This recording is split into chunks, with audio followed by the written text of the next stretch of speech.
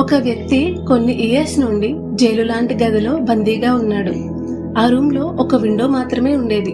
ప్రతిరోజు తన లైఫ్ ని బ్లేమ్ చేసుకుంటూ ఫేత్ మీద కోపంగా ఉండేవాడు.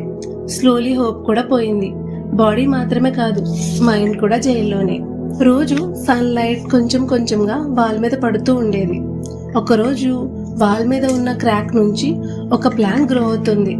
అతను ఫస్ట్ టైం చాలా ఇయర్స్ తర్వాత స్మైల్ చేస్తాడు. ప్రతిరోజు కొంచెం వాటర్ సేవ్ చేసి ఆ ప్లాంట్ పోస్తూ ఉండేవాడు. డే బై డే అది పెరుగుతూ వచ్చింది. అదే టైంలో అతని మైండ్ సెట్ కూడా మారింది. వరల్డ్స్ అలానే ఉన్నాయి, అతను డైలీ రొటీన్ కూడా అలానే ఉంది. కానీ అతనికి ఇప్పుడు బందీగా ఉన్నాను అని అనిపించడం లేదు. అప్పుడు అతనికి ఒక ట్రూత్ అర్థమైంది. అతను బందీగా ఉంది గదికి కాదు, అతని మైండ్ సెట్ కి. మనం సిచ్యువేషన్స్ ని ఎప్పుడూ మార్చలేం, కానీ వాటిని చూసే వేని, మన మైండ్ సెట్ ని మనం మార్చుకోగలం.